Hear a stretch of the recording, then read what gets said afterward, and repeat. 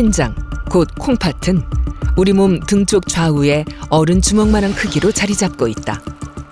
콩팥을 우리 몸의 정수기라 하는 건 하루 180리터나 되는 혈액을 여과하기 때문이다. 콩팥은 모세혈관이 실타래처럼 뭉쳐진 사구체 조직으로 이루어져 있는데 혈액이 사구체에서 걸러지면서 필요한 성분은 다시 혈액으로 돌아가고 노폐물은 소변으로 배출된다.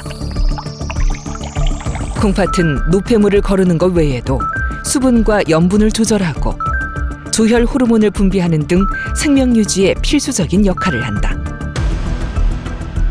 콩팥 기능이 3개월 이상 감소되면 만성 콩팥병으로 진단하는데 콩팥이 1분 동안 걸러내는 혈액량인 사구체 여과율에 따라 5단계로 구분한다. 60ml 이상 걸러내는 1, 2단계에서는 병의 진행을 억제하는 치료를, 60ml 이하로 떨어지는 3단계부터는 적극적인 치료가 필요하다. 마지막 5단계는 말기 콩팥병 상태로 투석이나 이식이 필요하다. 말기 콩팥병 환자에게 콩팥 이식은 좋은 치료법이지만 공여자가 있어야 가능하다. 복막투석은 환자가 직접 진행해야 하는 만큼 부담이 따른다.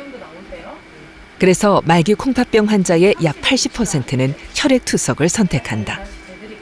투석을 위해선 튼튼하고 혈류량이 많은 혈관이 바늘을 찌르기 쉬운 팔이나 다리 쪽에 있어야 한다.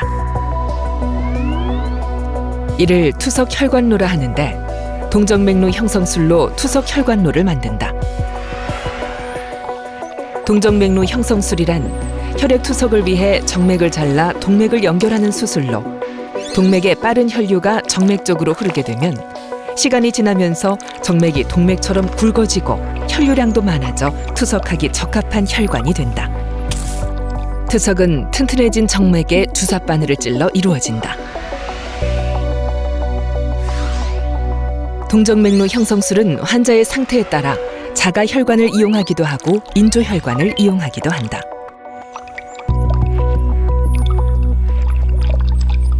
자가혈관이 장점이 가장 큰 게 뭐냐면은 일단 자기 걸 쓰는 거예요. 이물질이 안 들어가는. 그리고 만들어서 성공을 하면 합병증이 없고 오래 쓸 수 있다는 거예요. 그 협착이 있다든지 감염이 있다든지 뭐 그런 게 좀 적어요. 단점이 뭐냐면 성공 확률이 좀 떨어져요. 자기혈관이 잘 커지면 좋은데 이게 잘 안 커지고 두꺼워지고 이런 경우가 생길 수가 있습니다. 1차 실패율이 어떤 논문에 보면은 10%에서 크게는 50%까지 보고하고 있습니다. 한 번도 못 쓰고 망가지는 경우가 만들어갖고 10명 중에 1명, 10명 중에 5명이 아예 쓰지를 못하고 망가지는 경우가 있어요. 물론 수술하는 사람의 테크닉이 문제가 있을 수도 있긴 하지만 받는 사람의 혈관이 문제가 돼서 그런 경우도 많이 있어요. 인조혈관은 실패 확률이 거의 없습니다. 물론 감염이라든지 도류증후군이라든지 이런 것 때문에 실패할 확률도 있지만 대부분 3주에서 4주 내에는 쓸 수가 있습니다. 그리고 구멍이 6mm나 돼서 커요. 약간 밖으로 튀어나와 있기 때문에 천자하기가 쉽습니다. 단점이 뭐냐면 합병증이 너무 많이 생겨 있어요.